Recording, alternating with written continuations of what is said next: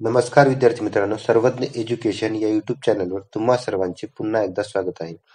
आजच्या व्हिडिओमध्ये आपण महाराष्ट्र गट क सेवा संयुक्त पूर्व परीक्षा 2018 मध्ये विचारण्यात आलेल्या हिस्ट्रीच्या सर्व प्रश्नांचे विश्लेषण पाहणार आहोत. तर व्हिडिओ शेवटपर्यंत पहा.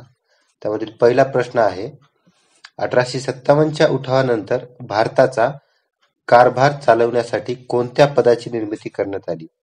ऑप्शन क्रमांक A, secretary of state for India या पदाची निर्मिती करण्यात आली.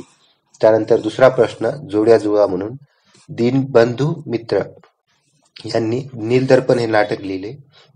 त्यानंतर बाबा रामचंद्र यांनी अयोध्याच्या शेतकऱ्यांचा लढा लढला. सरदार वल्लभभाई पटेल यांनी बारडोली सत्याग्रहाचे नेतृत्व केले. बारडोली सत्याग्रह कधी झाला होता? तर 1928 मध्ये बारडोली सत्याग्रह झाला होता. त्यानंतर सेनापती बापट यांनी मुळशी सत्याग्रहाचे नेतृत्व केले.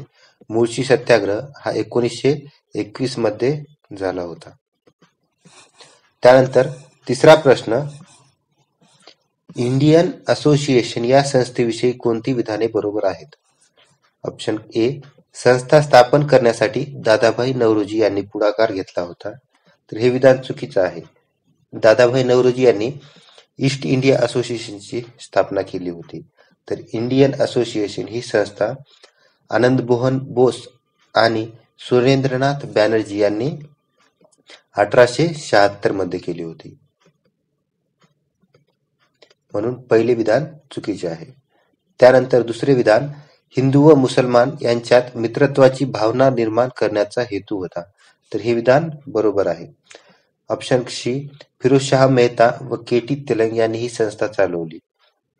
तर यांनी नाही, तर आनंद मोहन बोस आणि सुरेंद्रनाथ बॅनर्जी यांनी ही संस्था चालवली.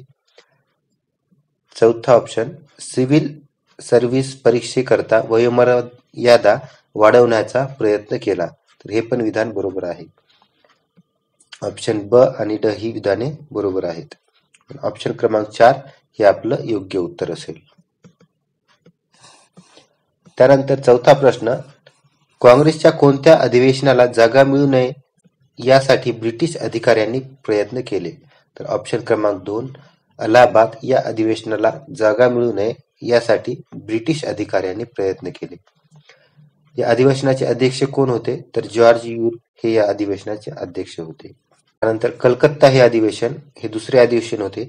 या अधिवेशनाचे अध्यक्ष हे दादाभाई नौरोजी होते.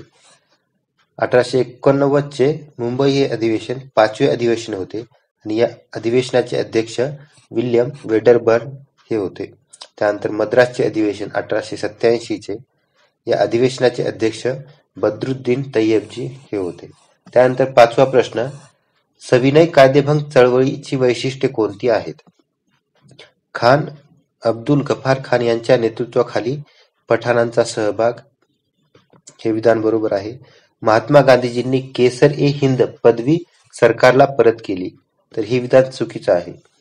महात्मा गांधींनी केसर-ए-हिंद ही पदवी असहकार चळवळी दरम्यान सरकारला परत केली होती.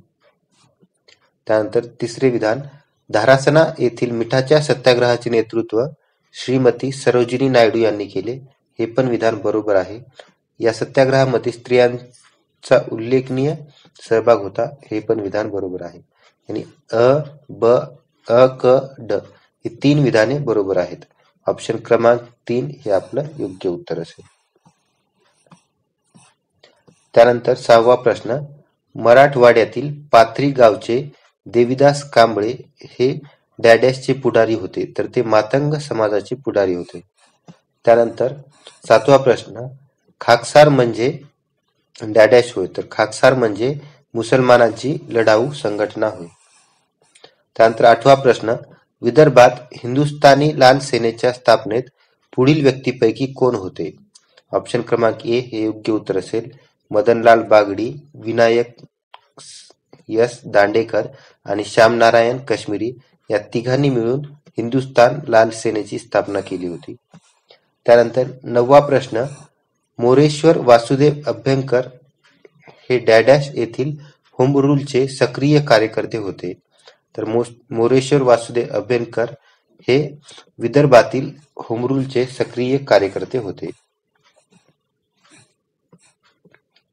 10वा प्रश्न, डलहौसीचे साम्राज्यवादी धोरण, तैनाती फौज, दत्तक वारसा नामंजूर ही 1857च्या उठावाची डॅश कारणे होती. तर ही राजकीय कारणे होती.